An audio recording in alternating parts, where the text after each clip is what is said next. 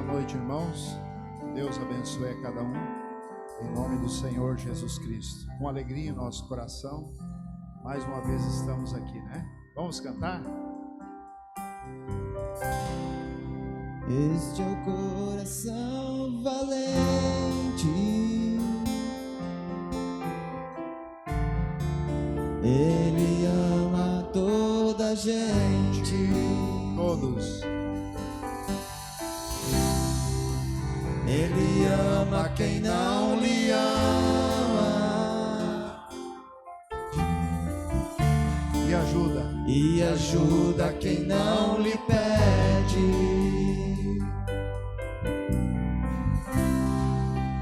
Este coração que queima, arde o fogo do amor.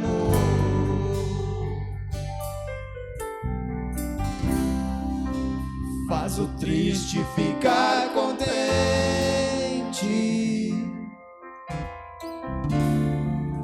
e traz paz ao coração.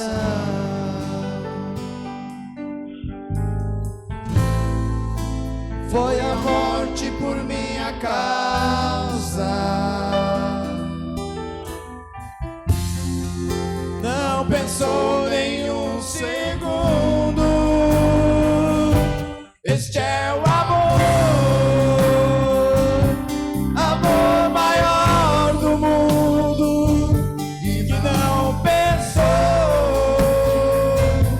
nenhum segundo pra morrer por mim. Este é o amor, amor maior do mundo, que não pensou nenhum segundo pra morrer por mim. Este é o coração valente, que explodiu lá na cruz.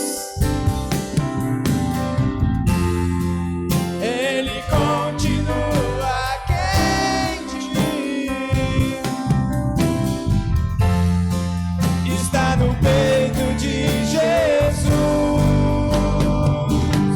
Este é o amor, amor maior do mundo, que não pensou nenhum segundo pra morrer por mim. Este é o amor, amor maior do mundo, que não pensou nenhum segundo pra morrer por mim. Amém? Vamos aplaudir a Jesus nessa noite?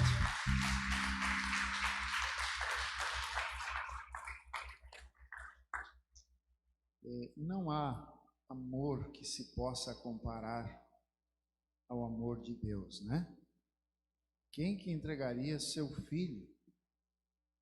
Doar? Pensa você, mãe, com todo o amor que você tem para o seu filho, você entregar ele para morrer por homens maus, bandidos, salteadores, pecadores de todas as classes, pendurar ele numa cruz, ficar por 3 horas suspenso ali, despido, judiado, como foi em todo o processo, desde aquela noite em que o prenderam,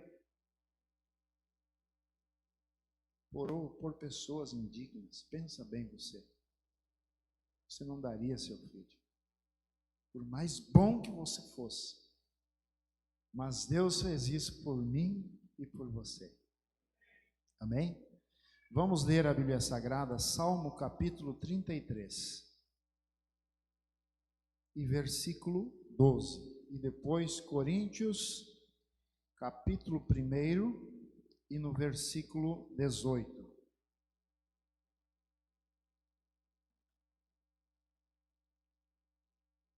Todos acharam?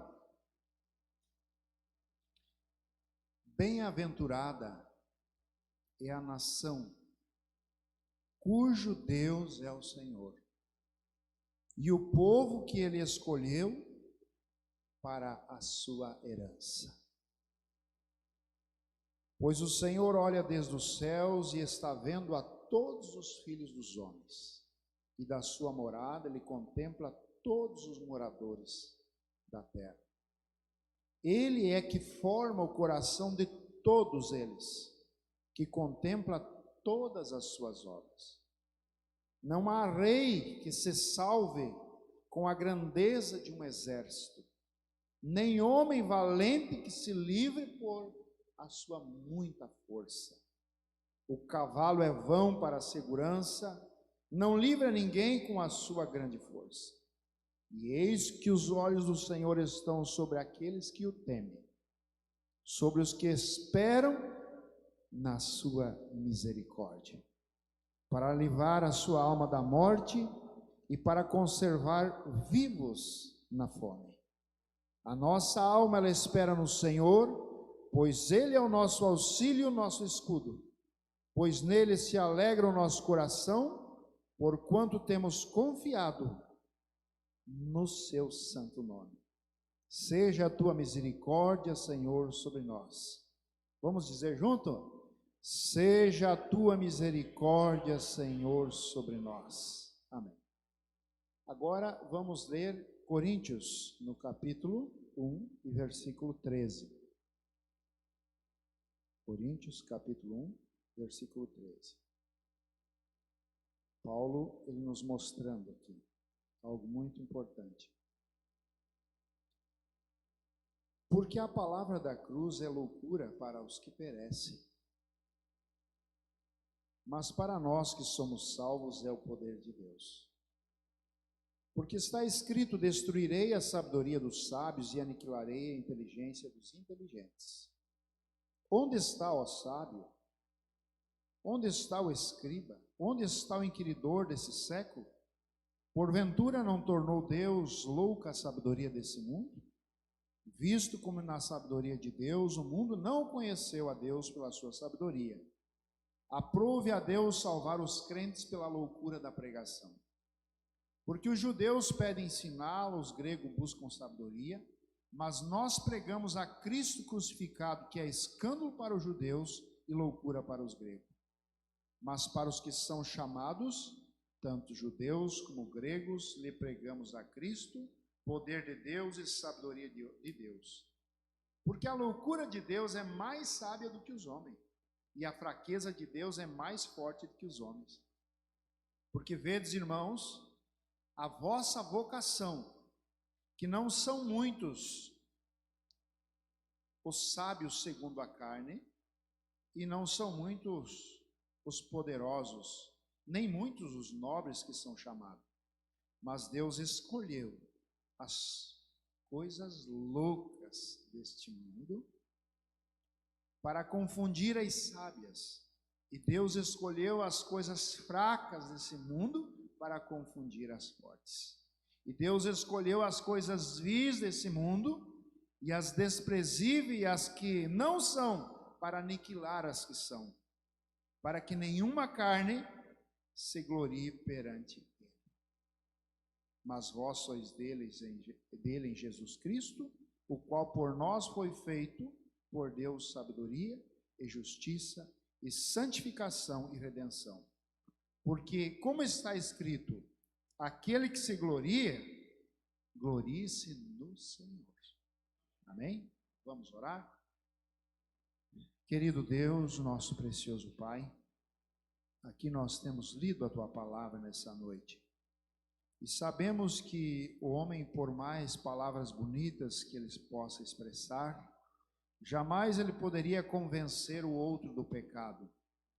Mas quando, ó Deus, a Tua palavra ela é mencionada, e o Teu Espírito Santo vivifica no coração de um homem, de uma mulher, isso os torna novas criaturas em Ti, Pai. Portanto, nessa noite pedimos que o Teu grande Espírito Santo, ao qual controla esse ambiente, tudo que há aqui, que Ele tenha todo o poder e autoridade sobre nós, e que possamos, ó Deus, nessa noite ouvir a Tua palavra, e que a Tua palavra ela venha saciar a nossa sede, matar a nossa fome, nos acrescentar a fé, nos dar força, nos dar cada dia mais, ó Deus, aquele poder para vencermos. Em nome do Senhor Jesus, nós pedimos. Amém. Pode se assentar, irmãos?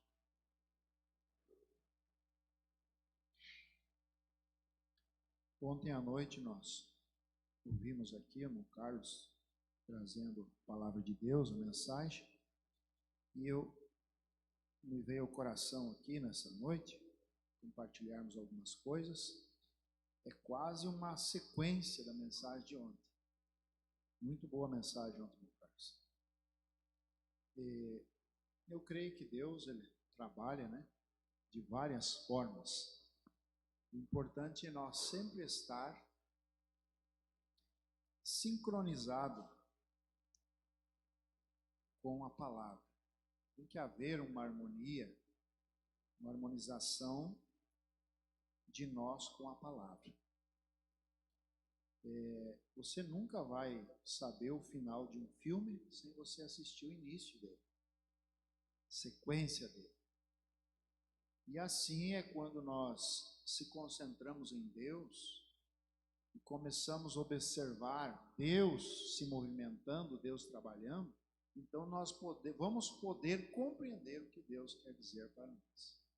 Então é muito importante cada culto que nós viemos, ou mesmo quando você vai ler a Bíblia, mesmo em casa, seu culto doméstico, você separar-se, você desligar de todas as coisas. Por que Paulo disse que há uma briga entre a carne e o espírito? Porque o espírito está desejoso, né? Ele está querendo se alimentar, mas a carne em si, ela está, a mente humana, o intelecto, sempre está trabalhando com coisas extras, já pensando lá fora. E nós temos que ser inteligente o suficiente para saber desligar daquilo que é fora da palavra de Deus e se concentrar em Deus. Amém? Escolhas de Deus e escolhas do homem. Vamos falar um pouquinho sobre isso? O irmão Carlos pincelou algumas coisas ontem aqui, trouxe, mas vamos continuar nisso aqui, né? As escolhas de Deus e as escolhas do homem. Nós temos aprendido através da mensagem, o profeta nos ensina, que Deus tem duas vontades, dois tipos de vontade. A vontade permissiva e a vontade perfeita, ou a vontade perfeita e a vontade permissiva. E nós devemos, o profeta diz, sempre observar na perfeita vontade. Porque quando você está na perfeita vontade de Deus, você está diretamente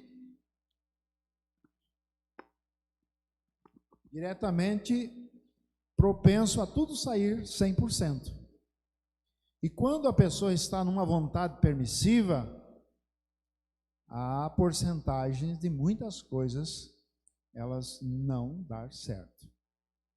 Então, em todos os aspectos da sua vida, tanto no seu dia a dia, no natural, como no espiritual, nós devemos observar se aquilo realmente é a perfeita vontade de Deus. Porque muitas vezes, ou a maioria das vezes, os nossos desejos, os nossos planos, eles não são a perfeita vontade de Deus. Mas o desejo humano, né, é que aquilo fosse a perfeita vontade de Deus. E nós sustentamos aquela nossa vontade, e aquilo está fora da perfeita vontade. E de tanto insistir, então, Deus permite, vai. Permissão, vai. É como sempre temos citado, e o profeta nos deu isso como uma referência, onde ele diz, é como aquele menino, mãe deixa o pai, deixa eu ir pescar, ou vice-versa, ou outra coisa, né? Mas não, aquele dia não era vontade do coração daquele pai, que aquele filho saísse, fosse, né? Mas de tanto menino insistir, aquele pai, aquela mãe acaba, então vai. Mas não era perfeita. A primeira vontade do pai é que ele ficasse, né? E às vezes lá na frente dá um problema, porque ele estava numa vontade permissiva. E então observamos que Deus, como um pai também, ele nunca dá aquilo simplesmente que nós queremos, mas ele dá aquilo que nós precisamos, e nós devemos observar isso e respeitar essa perfeita vontade de Deus. O profeta diz, porque Deus é quem sabe o que é melhor para nós. Deus é o que sabe o que é bom para os seus filhos. Ele disse, meu filho José, por mais que ele quisesse meu rifle, e ele chorasse e sapateasse, querendo meu rifle carregado de bala, ele disse, eu não iria dar, porque eu sei que ele não tem condição de manusear, lidar com aquele rifle, ele não tem maturidade, equilíbrio suficiente ainda, ele é apenas uma criança. Lidar com uma arma carregada, ele ia se machucar ou machucar alguém, então eu não dou. E Deus, muitas vezes, nós queremos também, e Deus, sabendo que aquilo vai nos prejudicar, também Deus barra aquilo. Vocês estão compreendendo, irmãos? O profeta também diz que Deus, ele olha muito para o que está dentro do seu coração, ou ele olha para o coração do homem. Eu creio que Isaías, no seu capítulo 55, ele disse, os meus pensamentos não são os vossos pensamentos, porque assim como os céus estão mais altos da terra, assim os meus pensamentos estão bem mais altos que os seus. Você está compreendendo? Os meus caminhos não são os vossos caminhos. Os caminhos de Deus é diferente do caminho do homem. E é nisso que nós, como chamados, como eleitos de Deus, devemos sempre observar se realmente nós estamos no nosso caminho ou se realmente nós estamos no caminho de Deus. Porque quando nós estamos simplesmente no nosso caminho, nós estamos fadados a não se dar muito bem. Mas quando nós estamos no caminho de Deus, por mais prova, por mais dificuldade, por mais empecilhos que o inimigo lance no nosso caminho, nós temos a certeza que vamos chegar no final e vamos ser bem-sucedidos, porque Deus é responsável por aquilo.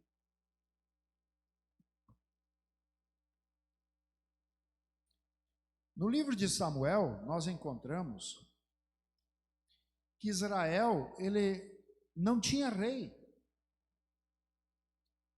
Ele não tinha rei. Quem que controlava Israel, então? Era Deus através do seu profeta Samuel. Mas Israel, ele começou a olhar as outras nações. Por isso que muitas vezes, irmão, nós não podemos deixar comum as coisas. Isso aqui são coisas que foram deixadas para nós observarmos. Às vezes as coisas de Deus, elas se tornam comuns para o ser humano, sendo que ela não é algo comum. Israel estava tão acostumado com aquele ritual que para eles se tornou quase um enfado. Tabernáculo, sacrifício. Tabernáculo, sacrifício e aqueles rituais. Tinha alguma coisa, vai no profeta, vai lá no sacerdote, Urim e Tumim, e assim, e aquilo tornou-se quase um enfado para eles. E a Bíblia nos narra ali que eles começaram a olhar as outras nações que tinham seus reis, e Israel começou a invejar, começou a ter desejo também de ter um rei. E eles começaram então a apertar a Samuel. E justamente naquele tempo, a Bíblia nos diz ali, eu creio que é no livro de Samuel, se você ler, ali pelo capítulo 3, você vai ler, eu tenho anotado até aqui, para você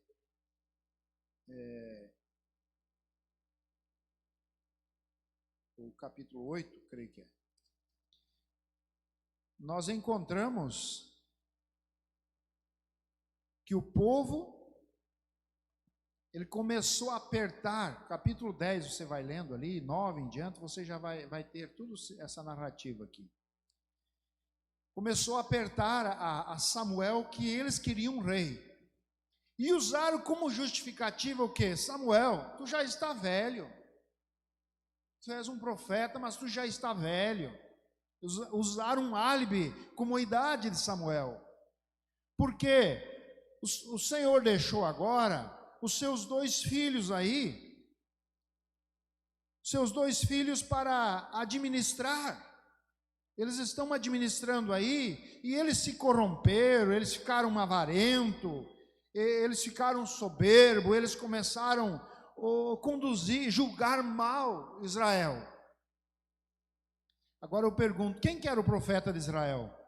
Eram os filhos ou era Samuel? Era Samuel. Então, eles tinham que olhar para o profeta, não olhar para os filhos do profeta. Mas, enfim, resumindo aqui, nós encontramos que eles apertaram tanto, e a Bíblia diz que aquilo entristeceu o coração de Samuel, e Samuel, então, queixou-se a Deus, e Deus disse, não fique triste, Samuel, porque é o seguinte, eles não rejeitaram a ti, eles rejeitaram a mim, porque a questão era Deus que era responsável pelo seu profeta, e esse é o cuidado que muitas vezes nós devemos ter. Nós olhamos simplesmente para a personalidade do homem, mas não, temos que olhar atrás, porque Deus escolheu aquele, o ofício daquele homem. Então observamos aqui no capítulo 10, versículo 17, o povo escolhe Saul para ser o rei. O povo escolhe Saul para ser o rei. Não, mas não foi então Deus que escolheu Saul? De tanto o povo pedir um rei, que Deus chegou à vontade permissiva e deu. Então, ó, Samuel, já que eles querem, então eu vou ter que achar um para eles aí, nesse sentido, mas não é a escolha, não era. Convocou, pois, Samuel o povo ao Senhor em Mispá, e disse aos filhos de Israel, assim diz o Senhor Deus de Israel, eu fiz subir a Israel do Egito, livrei-vos das mãos dos egípcios e da mão de todos os reinos que vos oprimiam. Mas vós tendes me rejeitado hoje, a vosso Deus que vos livrou de todos os vossos males e trabalhos, e lhe tendes dito, põe sobre nós um rei. Agora, pois, ponde-vos perante o Senhor, pelas vossas tribos e pelos vossos milhares. Fazendo, pois, chegar a Samuel todas as tribos, e tomou-se a tribo de Benjamim. E então nós encontramos aqui, resumindo, você pode ler depois como um tema de casa, que foi instituído um rei. Deus disse, ó, você encontra ali depois todo o programa que Deus desenvolveu para levar Saul até Samuel, porque há caminhos que Deus vai levando o homem, né, até ele chegar àquele ápice, e a qual Saul, encontramos ele correndo atrás de umas jumentas, né, e chegando por informação à casa do profeta, e então ali encontramos o profeta dizendo que ele ia ser rei, e você veja, quem era Saul? A Bíblia diz que Saul era um dos homens mais bonitos de Israel, e o homem maior de Israel, mais alto, chegava aos seus ombros. E isso, veja que a aparência influenciou também Israel em aceitar aquele homem como seu rei. Quando viram aquele homem elegante, bonito, né? Quem sabe com um bom proselitismo, né? Realmente Samuel, tá aí o melhor rei que vamos ter. Mas aquilo, ó, o povo escolhe Saul para ser o rei. Mas o que aconteceu? Foi um escolhido de Deus, vontade permissiva. Vontade permissiva. E nós encontramos o quê? Que Saul desenvolveu um papel de rei. Realmente ele reinou. Mas veja o trabalho que ele fez. Como nós sempre temos falado aqui, e o profeta mostra isso, se fosse fazer o paralelo de Saul e Davi, nós comprávamos Saul. Só que o que levou a Saul perder seu reino foi a desobediência direta à palavra de Deus. Você encontra que era para ele esperar 7 dias lá até vir o profeta. Enquanto ele não viesse o profeta, não era para ele fazer nada, esperar. Mas ele não se conteve. Ele achou que Deus estava demorando, porque não era questão o profeta, era Deus. Então vou eu fazer um trabalho de profeta. Ele saiu do lugar dele. Naquele dia, Deus rejeitou. E depois encontramos a segunda desobediência, quando ele foi pedido para matar os amalequitas, não deixar sequer um rastro de nada ali, ele tomou o despojo lá e poupando Agag, o rei, enfim, ele desobedeceu. Então eu quero que você observe, você ler a Bíblia ali, você vai no livro de 1 Samuel, você vai encontrar o que realmente nós estamos falando. Agora, Deus, diante do povo, ele era um rei, por uma vontade permissiva. Mas para Deus, depois de certo ponto mais, ele já não era mais rei. Ele estava ali como uma figura, mas para Deus ele não era mais rei. Então o que Deus disse no capítulo 16? Deus manda Samuel ungir a Davi como rei. Olha a ordem que Deus disse para Samuel. Então disse o Senhor a Samuel: até quando terás dó de Saul? Vê que o homem, se a amizade, o sentimento, né, humanitário, vamos dizer assim, e ele poupava. Mas Deus cobra o seu profeta: até quando terás dó de Saul, havendo eu o rejeitado, para que não reine sobre Israel? Enche agora o teu vaso de azeite e vem enviar-te-ei a Jessé, o belemita, porque dentre os seus filhos me tenho provido de um rei. Deus tinha escolhido. Mas veja, o que responde Samuel a Deus? E é o que muitas vezes Deus, através da sua mensagem, fala até mesmo nos cultos, direto com o coração do homem, e nós reconhecemos que aquilo é Deus, é verdade, mas nós saímos dali fazendo diferente. Por quê? Porque nós questionamos demais, nós temos muitas razões, e nós queremos sustentar muitas vezes o nosso próprio gosto, a nossa própria vontade, o nosso próprio caminho que projetamos, e isso é um problema. Isso é um problema. Porém, disse Samuel, ele não era um profeta de Deus, mas veja, ele se impõe a Deus. Como irei eu? Pois ouvindo Saul, como que eu vou ir? Se eu vi Saul que eu fiz uma coisa dessa e ungi outro rei, me matará. Então disse o Senhor: toma uma bezerra das vacas em tuas mãos e dize: vim para sacrificar ao Senhor. E convidarás, uma estratégia, né, que Deus fez ali, e convidarás a Jessé ao sacrifício, e eu te farei saber o que hás de fazer, e ungir-me-ás a quem eu te disser.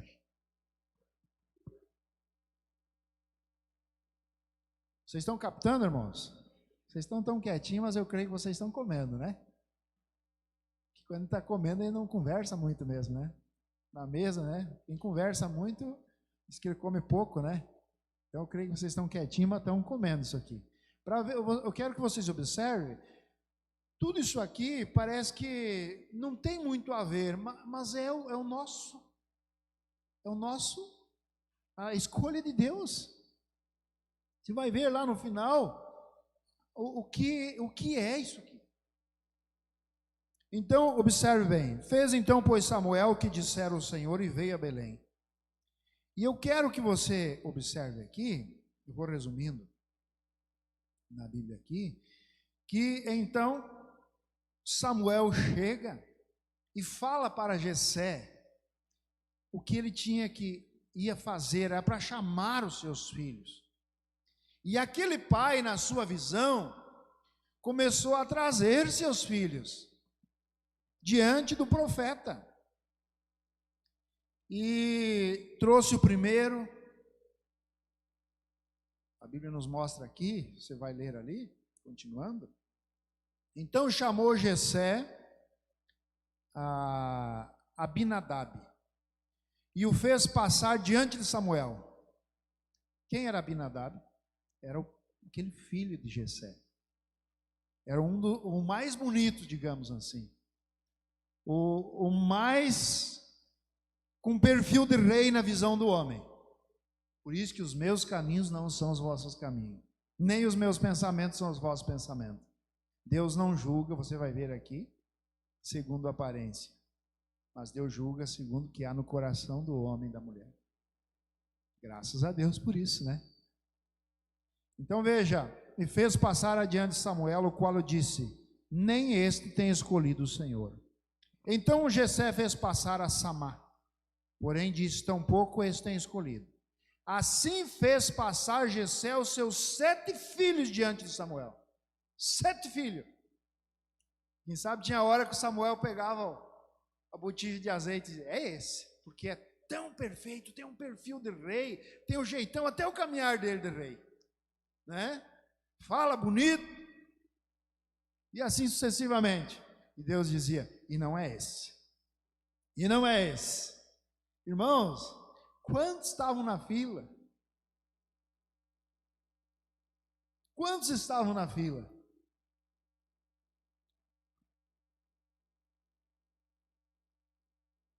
Assim fez passar então Jessé os seus filhos diante de Samuel, porém, seus 7 filhos, o Senhor não tem escolhidos a este. Então disse mais Samuel a Jessé: acabaram. Então disse Samuel a Jessé: acabaram-se o jovem?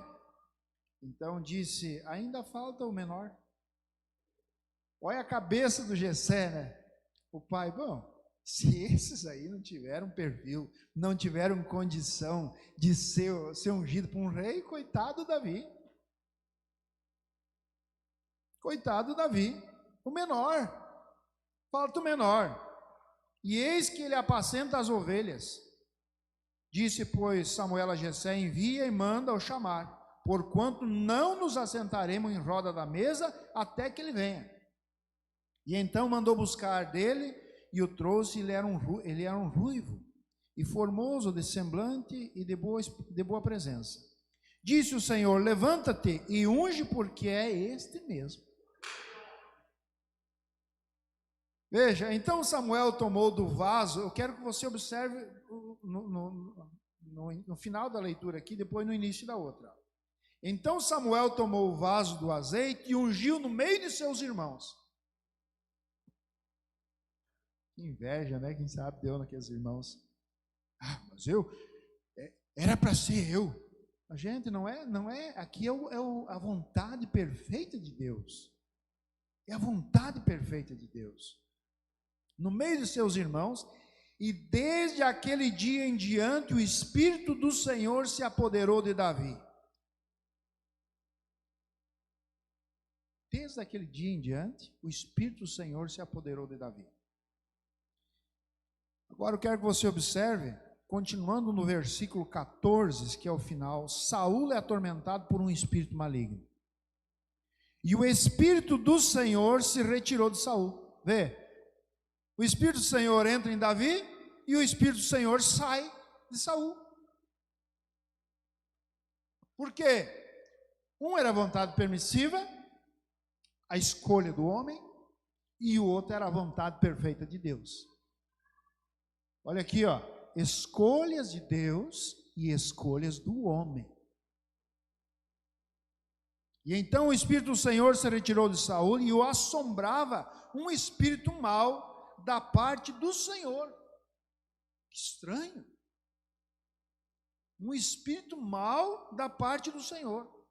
Porque todos, irmãos, nós devemos entender uma coisa: Deus não faz mal, Deus não é mal. Só que o profeta diz, e a Bíblia nos mostra isso muito explícito, que todo reino espiritual, isso seja bom, seja mal, os próprios demônios, eles estão sujeitos por Deus.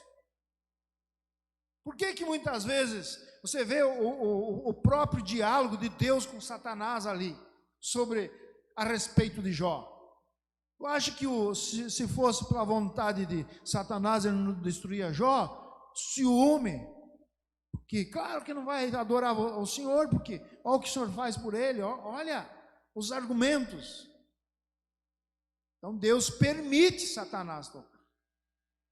São permissões, porque tudo está sob o controle de Deus. O próprio inferno está sujeito à vontade perfeita de Deus. Por isso, irmãos, que nós não devemos temer, porque um eleito de Deus, uma filha de Deus, nada pode barrar ele. Demônio algum suficiente no inferno pode barrar você, se você estiver na perfeita vontade de Deus.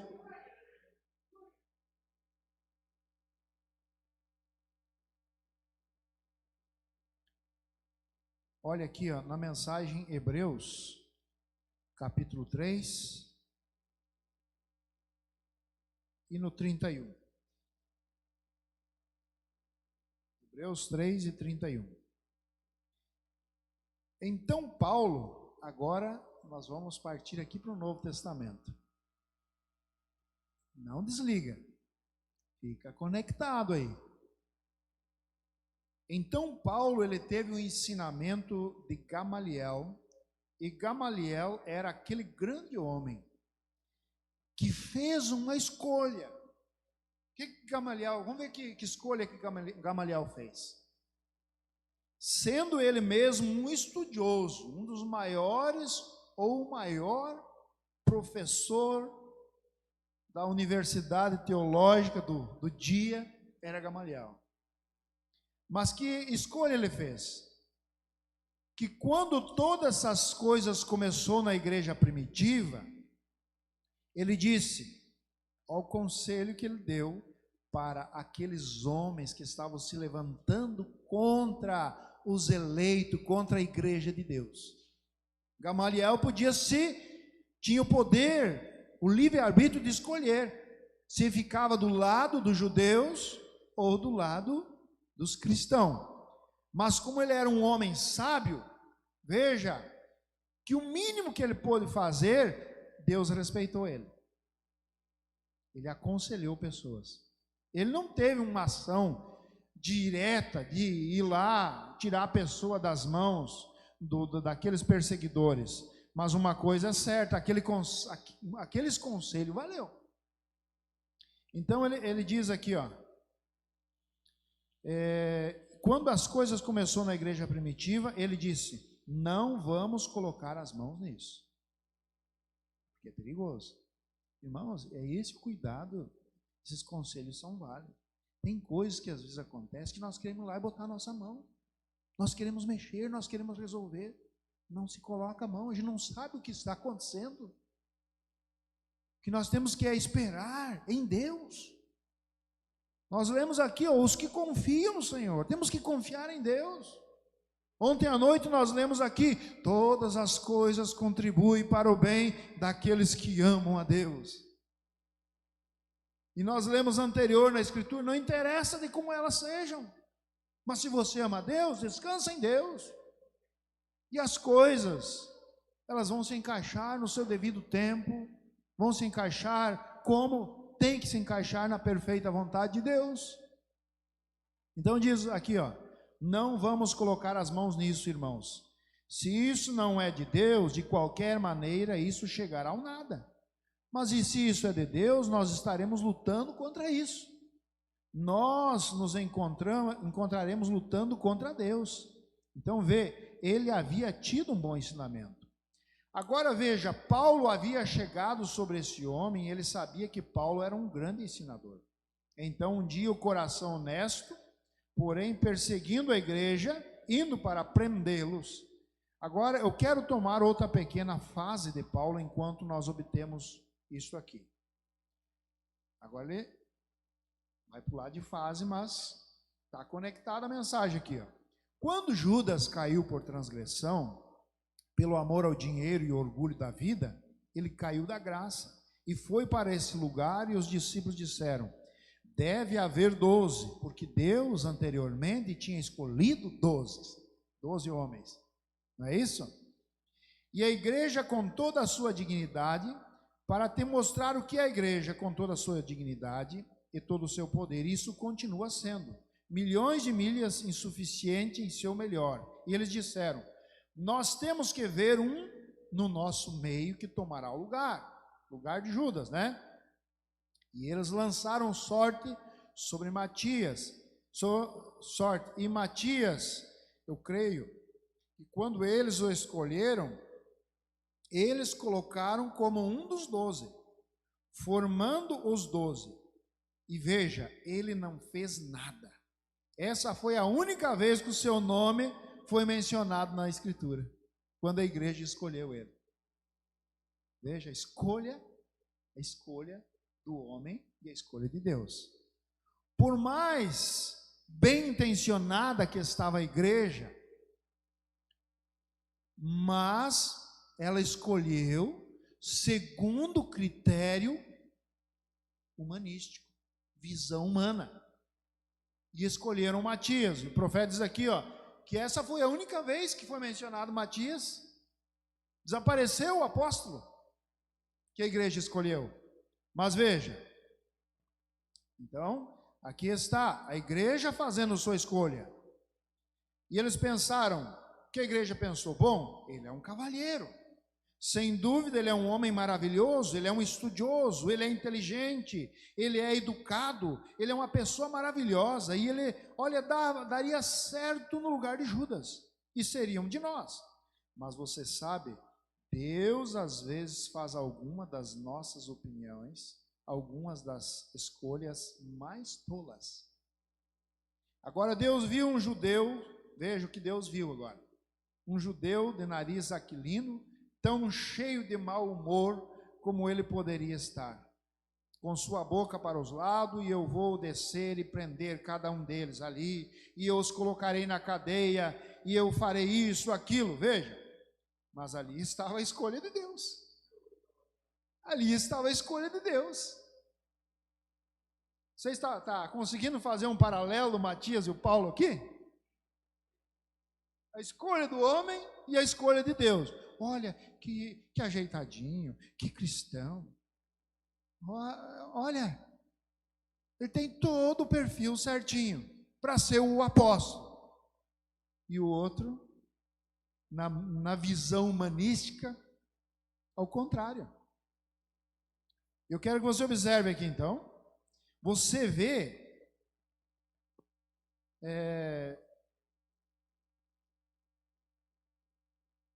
veja, e eu os colocarei. Ele diz, agora Deus viu um judeu de nariz aquilino tão cheio de mau humor, como poderia estar? Eu vou prender a cada um deles ali, eu os colocarei na cadeia, eu farei isso, aquilo. Mas veja, era a escolha de Deus. O restante deles tomaram um estudioso, um diplomata. Aquela era a escolha da igreja. Vem, você não sabe quem é aquele no altar. Você não sabe, por isso que nunca devemos julgar. Nunca julgue pela aparência. Porque se nós lermos no próprio capítulo 16 de Samuel, Deus disse para Samuel, Samuel, Deus não vê como vê o homem. Deus não julga segundo a aparência. Deus olha no coração, é além do véu. Por isso que vai haver, o profeta diz, muita surpresa no arrebatamento. Muitos que você diria, mas esse está prontinho, e não está. E o outro que você jogava ele no inferno, Deus que começou a boa obra, é o encarregado de aperfeiçoá-la. Porque ninguém consegue ser cristão por si mesmo. Por isso que nós lemos ali, ó, que se você tem que se gloriar, o que você tem que se gloriar? No Senhor. O profeta diz, é a graça, É a graça, é a graça. Não é o eu faço, eu posso. Não, é Ele. É tudo Ele. Se Ele me escolheu, muitas vezes, irmãos, nós estamos ali sofridos, porque o cristão, ele sofre aqui nessa dimensão. O profeta diz que o cristão é das pessoas mais nervosas aqui. É uma das pessoas mais nervosas aqui nesse mundo, é o cristão.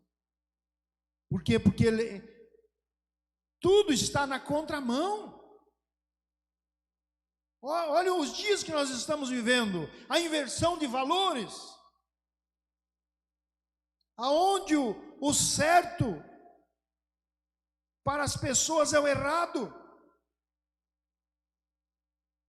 aonde a mentira para as pessoas tornou-se uma coisa valiosa e a verdade sem nenhum valor. Olha a inversão de valores. Então, é bom. O cristão fica nervoso com isso, porque ele preserva pela verdade, pela coisa certa. Mas veja você aqui, ó.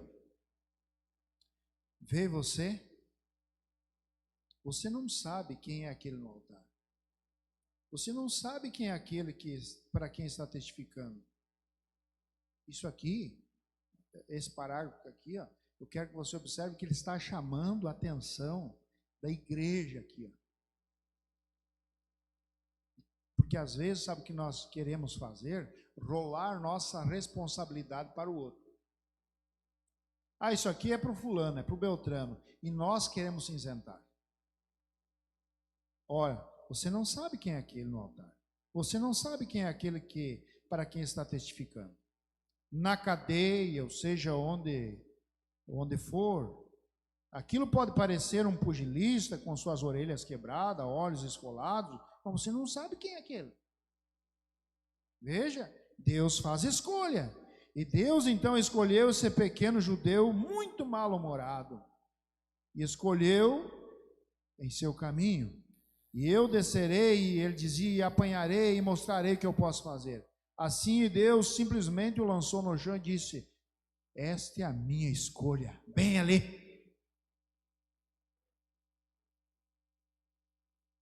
Olha o que, né, nessa vida, que a gente tem muitas experiências, o que eu já vi. Porque o primeiro quando quem evangeliza aqui, os irmãos que pregam, evangelizam para as pessoas, a primeira resposta que vem, depois que pintou o 7. Não é isso? Depois que fez isso, fez aquilo, agora virou crente. Não é assim? Mas aquele que fez isso, fez aquele outro, reconheceu que ele era um pobre, miserável, pecador e aceitou o perdão. E é o mais fácil de reconhecer é o que está nesse estado. Porque aquele outro que nasceu já, mesmo dentro do catolicismo, mas ele é bem comportadinho. Eu não faço mal para ninguém, eu não penso mal de ninguém, que eu posso ajudar as pessoas. Ele justifica-se em suas qualidades humanísticas. E o eleito já é diferente, ele não se justifica por si mesmo, ele confia na graça soberana, é no favor de Deus. Ah, se não fosse Deus! Ah, se não fosse Deus! Você vê, aquele que ele é habilidoso no volante, se ele se livra de um acidente, eu sou bom de braço, né? É isso que ele diz, eu sou um bom motorista. Mas o cristão reconhece, graças, se não fosse Deus, né? Ele não confia no seu braço, ele não confia na sua habilidade, mas ele confia na mão poderosa de Deus. Olha aqui, ó, então veja, e Deus lançou no chão e disse, essa é a minha escolha. Não seria isso uma loucura para a igreja? Porque ele perseguiu a igreja, ele é um homem carnal, mas Deus sabia o que estava dentro daquele homem. Matias só apareceu naquele versículo, no dia da escolha desapareceu. E o Paulo? Quantos livros ele escreveu no Novo Testamento? Então veja, então Paulo teve a experiência. Quantos aqui creem que a experiência vem através da conversão? Claro, se não fosse isso, deixaria em dúvida a conversão. A conversão traz a experiência e você não pode destinar isso a nada agora. Às vezes pode ser gritar, falar em língua, às vezes chorar, às vezes pode ser gemer, você sabe o que é isso. Então, não tente dividir isso, porque cada um de vocês provou estar errado. Os metodistas, os batistas, os nazarenos, os pentecostais. Eu já vi pessoas gritarem o mais alto que podem gritar, e se pudessem roubariam até o ouro dos seus dentes. Viu isso? Você entendeu? Pessoas gritar, pular, mas se pudesse roubaria até o ouro dos seus dentes. Veja. Sim, Senhor, eu já vi pessoas falarem em língua como se estivessem derramando ervilha num couro seco. São bondosas, honestas quando estão mascando fumo no canto da boca. E se elas pudessem, elas cortariam o seu pescoço. Aqui que está. Veja, não há evidência alguma que você possa provar isso, somente através da vida que a pessoa vive, pelos seus frutos. E o fruto, um dia desse nós vamos observar aqui, os frutos da carne e o fruto do Espírito. Um dia eu preguei ali num lugar ali, e Deus nos abençoe. Você vai ver. Os frutos do cristão é mais profundo do que você imagina. Falar em língua, gritar, pular, se arrepiar tudo. O profeta está dizendo que isso ainda não é fruto. Isso não é fruto. Tá bem, vamos mais para frente aqui. Então isso depende de Deus, Ele faz a escolha, Ele reúne as coisas que é a maneira que é. Então se sua vida é comparada com a Bíblia, você tem uma concepção muito boa. Se o seu espírito está testemunhando o espírito dele, então você é filho e filha de Deus. Embora muitas vezes o mal tenha se afastado e tudo se fez novo, você está vivendo em amor e você tem a paz, a graça e assim por diante. Você está se aproximando do reino de Deus, porque a vida que está em você está produzindo aquele tipo de vida. Vocês compreendem, irmãos? Então veja que Deus, como disse o apóstolo Paulo, nós lemos no início aqui, que Ele escolheu as coisas loucas desse mundo para confundir aquelas que se dizem ser sábias. As coisas vis. É uma loucura a pregação da cruz, do Evangelho de Jesus Cristo. É uma loucura a doutrina apostólica para o mundo de hoje. Mas é a salvação da nossa alma. Não é verdade? Se fosse fazer um pré-julgamento por aparência, nós estamos, digamos, nos arrebaldes da cidade. Mas é aqui que Deus está trazendo os seus eleitos para ouvir a mensagem. Não é lá numa catedral, não é aparência, Deus não olha para isso. Ó, pequena Belém, a menor entre as menores, mas de lá saiu o Salvador. Vocês entendem? Então, observe aqui, ó. E Deus escolheu as coisas desprezíveis e as que não são, para aniquilar aquelas que são. Nunca julgue segundo uma aparência humana. Mas você olhe, naquele parágrafo anterior onde eu li ali, depois conectando com outro parágrafo, só que eu perdi aqui, senão eu ia ler para os irmãos, o profeta dizendo, por isso que você, irmã, não joga a responsabilidade, porque quando a Bíblia diz assim, ó, e ser meis testemunhas, tanto aqui Jerusalém e até os confins da terra. Isso generaliza, a igreja é a testemunha de Jesus Cristo. Não é, ali não se direciona só ao evangelista. Bom, o evangelista que tem o papel e é ele que tem que se virar com as almas. Não, você. Por isso você fale para as pessoas, testemunha da graça, testemunha do sacrifício, porque você não sabe quem está ali. E muitas vezes nós acomodamos nosso vizinho, nosso colega de trabalho, nem sabe o endereço da nossa igreja, nunca passamos, nunca convidamos ele para um culto, sendo que isso é responsabilidade. Se você é uma testemunha, tem que testemunhar. Porque você não sabe quem está ali. Nossa, não, esse não dá para crente. Lembra, Mauri? Sempre cito isso aqui, porque olhando uma visão humanística, o Mauri era muito difícil para ser um crente, né, Mauri? Ele nem gostava de nós ali no trabalho, né? Enjoado, a gente se aproximava, esse enjoado já está vindo aí de novo. Ele testemunhou para mim, verdade, amor? Mas larga a semente. Teu papel é semear. Deus tratou com ele. E olha quantas sementes veio através do irmão Lori. Ali está o irmão Luiz. Ali está a irmã Karina, a irmã Salete, a irmã Juliana, irmã Joyce, tu vê quanta? Porque uma semente, quando você planta, pode notar, ela não fica só numa. Ela produz um monte. E assim, quantos irmãos aqui, o irmão Dudu, lembra, irmão Dudu? Quando tu pregou para o irmão Walter lá?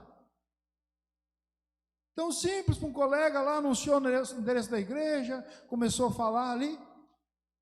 E a sementinha, você não sabia quem estava ali, mas você semeou? Aquele jovem semeou ali, tem aquelas almas preciosas, que eram os eleitos de Deus. Então por isso, irmãos, nós não sabemos quem é, porque Deus escolhe as coisas vis, as inanimadas. E nós muitas vezes julgamos para a aparência, aquele lá sim dá um bom crente. Fala para ele então, se tu acha que dá um bom crente. Mas e aquele outro? Que você acha que não dá? Fala para ele, dá um folheto para ele, convida ele para vir na igreja. Diz para ele, ó, você sabe que tem um profeta nessa era? Você sabe que tem uma mensagem precursora da segunda vinda de Jesus Cristo? Isso interessa. Fala de Deus para as pessoas, porque nós somos as testemunhas de Deus. O profeta diz que você é os pés de Deus na face da terra, você é as mãos de Deus. Deus trabalha através de você, através de cada dos seus eleitos, seus filhos. Uma pena que o tempo não dá mais direito, né? Mas daí nós podíamos aqui ir para mais para frente agora para predestinação e tanta coisa boa aqui, né? Mas encerrando aqui, ó, nessa mensagem, Hebreus 3, o profeta conta uma experiência, já estou encerrando aqui, daquela mulher. Diz que ele estava ali numa campanha e ele sentiu fome, desceu ali numa cidadezinha estranha, que você sabe que o evangelista não conhece muitas vezes a cidade que vai, chega ali, e ele estava com fome, desceu ali justamente, deu num bar, ali ele viu aqueles homens, aquelas mulheres ali, estavam bêbados, tinha comida, tinha, matava aquelas pessoas, e ele viu aquela mulher aproximadamente, estou resumindo aqui, ó, mas é na mensagem Hebreus 3, parágrafo 18, você vai lendo ali. E ele diz que olhou aquela mulher de uns 65 a 70 anos de idade. Só que estava toda maquiada, mal vestida, abraçada em um outro homem ali, e ele comendo o seu pastel ali, e ele fazendo na sua mente um pré-julgamento, e ele cobrou Deus. Ele disse, mas Senhor, por que o Senhor não aniquila, não tira uma coisa imunda dessa?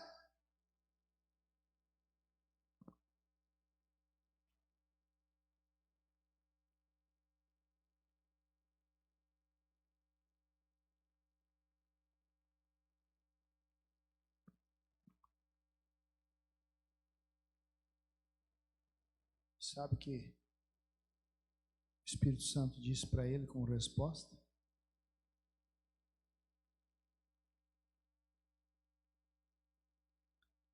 E eu comecei a pensar, e por que tu simplesmente não acaba com isso?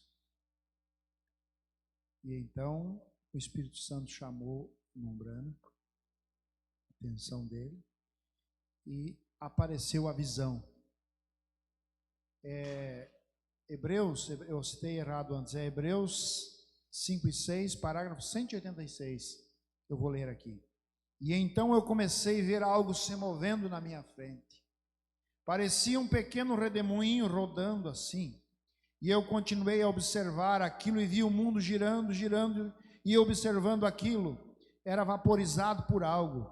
E eu olhei, era um jato vermelho, sangue carmesim, todo ao redor do mundo, naquela visão que o Mombrana teve, simplesmente como um redemoinho rodando, como um cometa, e isso tinha um redemoinho ao redor assim. E eu olhei para esse redemoinho, e pouco acima dele, na visão, eu via Jesus, e ele estava olhando para baixo, e eu vi a mim mesmo, aqui embaixo na terra, fazendo coisas que eu não deveria fazer. Na visão, tu vê? Anterior, Mombrana tinha dito para Deus, porque o Senhor não tira essa coisa, faz uma limpeza, tirar esse tipo de gente. Daí Deus deu essa visão para ele, e cada vez que eu pecava, Deus me teria matado. Está fazendo coisa errada, né? Porque no dia em que dele comerdes, nesse dia morrereis. E a santidade de Deus é justiça, e a justiça requer isso. Você teria que morrer. Então eu olhei ali e continuei a esfregar meus olhos, eu disse, e eu não dormi. É uma visão, eu tenho certeza, aquilo era uma visão. E eu continuei observando, e enquanto parei detrás da porta, eu vi os meus próprios pecados subirem. Veja, seu irmão Mombrana, naquela condição, você sabe que era o profeta, uma vida irrepreensível, ele viu-se dessa maneira. Então, se nós fôssemos olhar para nós mesmos, vamos olhar um pouquinho para nós mesmos.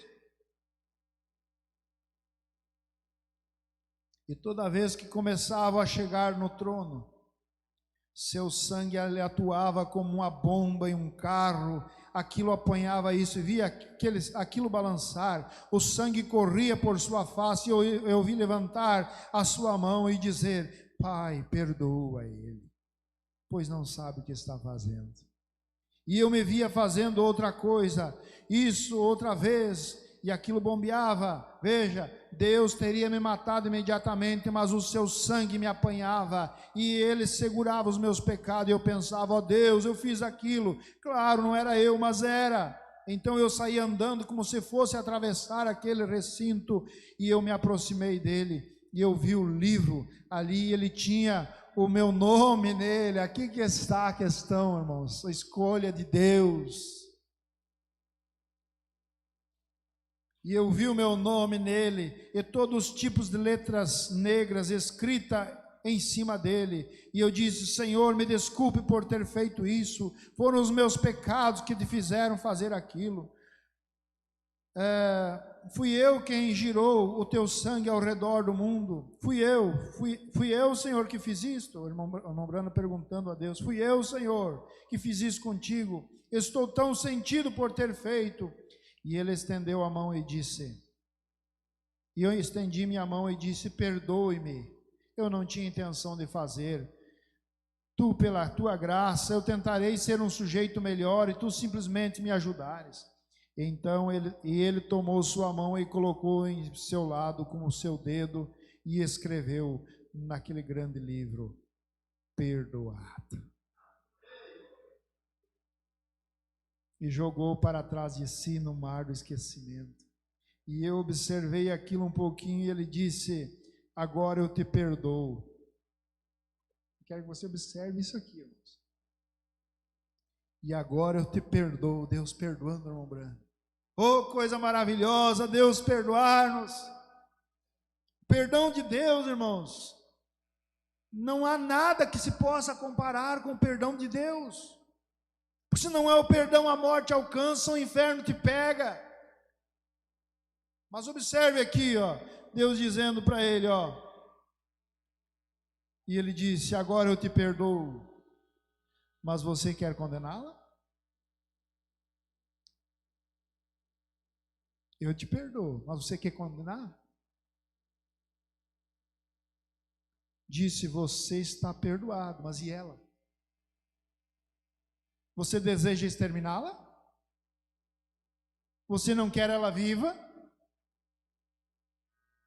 Deus perguntando para Umbrana: eu te perdoo, mas você quer exterminar ela? Quer matar ela?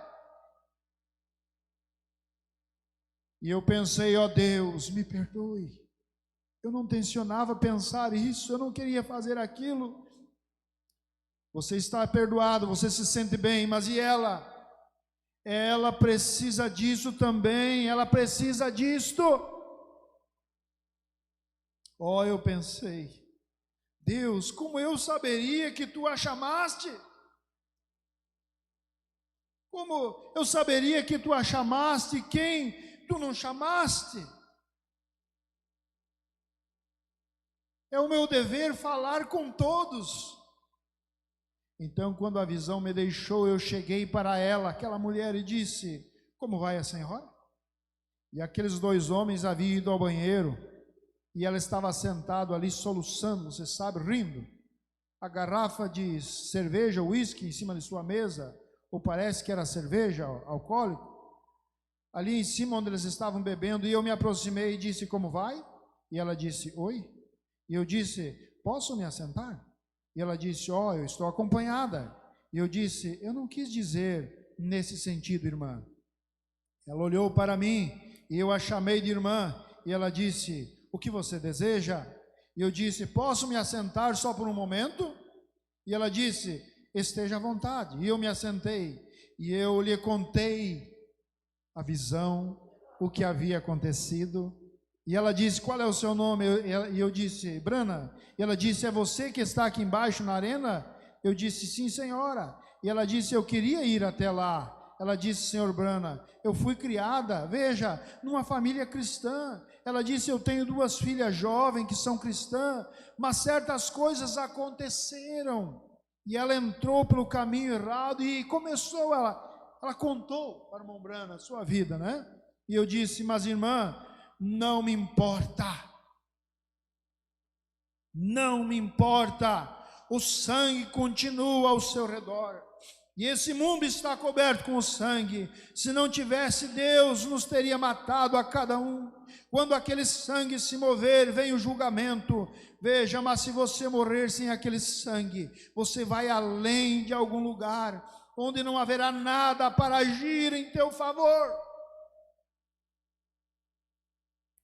Hoje o sangue atua em seu lugar. E eu disse: senhora, é claro, o sangue ainda te cobre, contanto que você tenha o fôlego em seu corpo, o sangue te cobre, mas algum dia, quando o fôlego de vida deixar aqui, a alma sair, você irá para além do sangue, e não haverá nada a ser um julgamento, enquanto você tem um sangue para o perdão.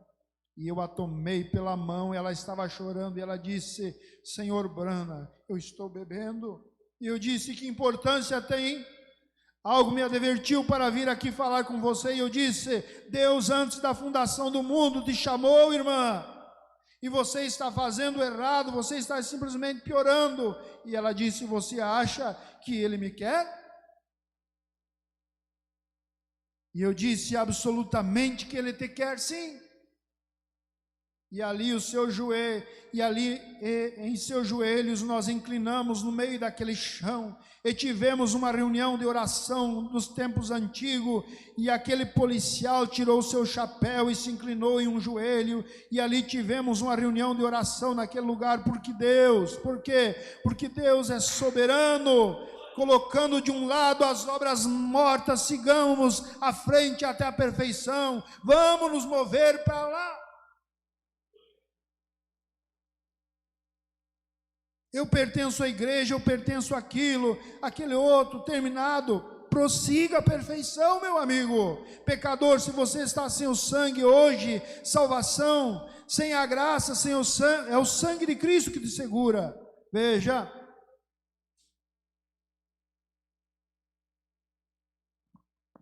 Portanto, se você tem que se gloriar,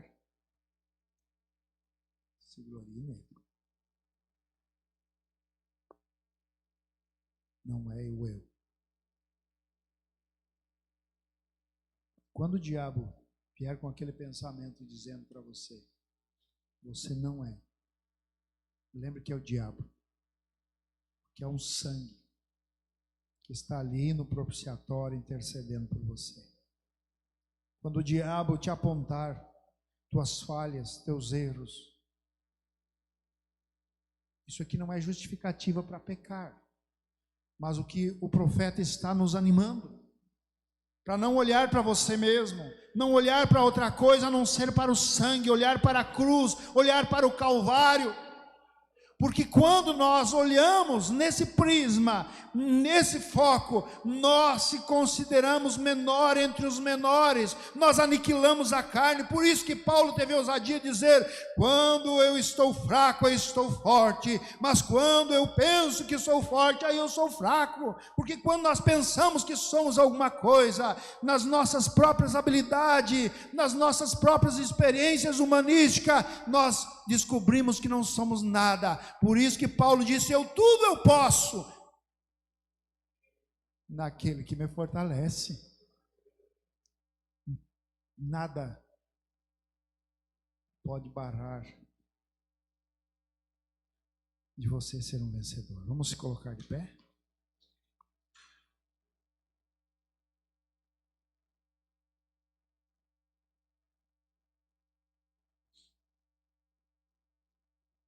Você quer inclinar a sua fronte nessa noite e orar comigo?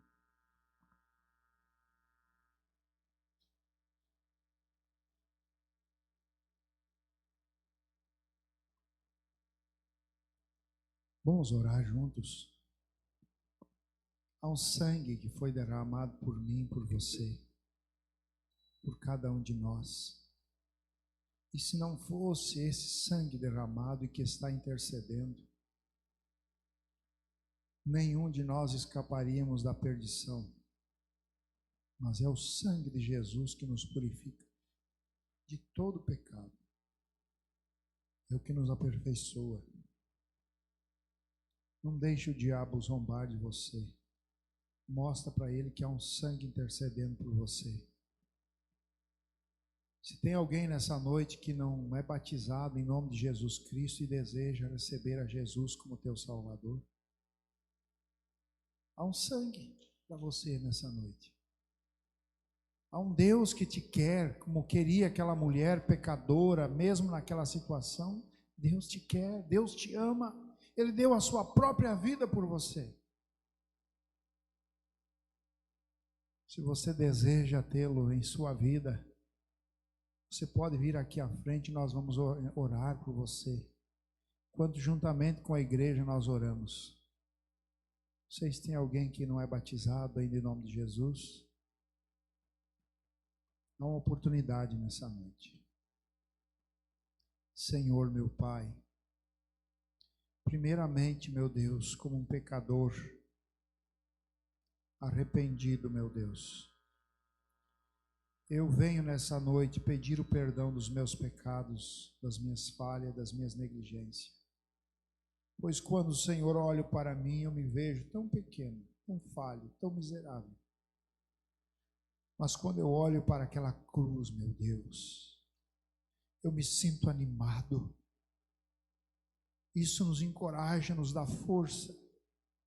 Porque o Senhor disse, como eu venci, o Senhor venceu a morte, venceu o inferno, todo o império do pecado.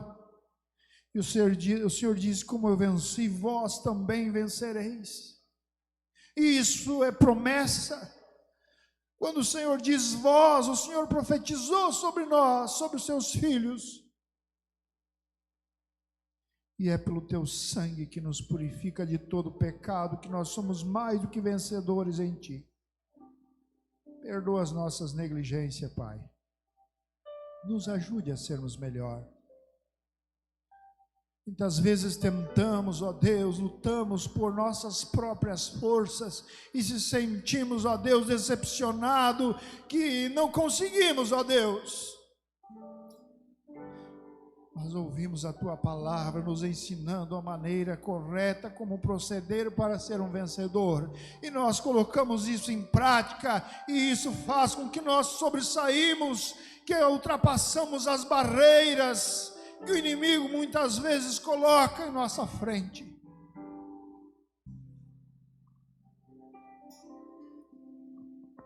Deus, nos ajude a sermos melhores. Melhores pais, melhores mães, melhores filhos, melhores irmãos, melhores ovelhas. Ó Deus, toma o controle dos nossos pensamentos, nossas intenções. Eu creio que o Senhor julga cada um pelo que há dentro do seu coração. E eu creio, meu Deus, que os nossos corações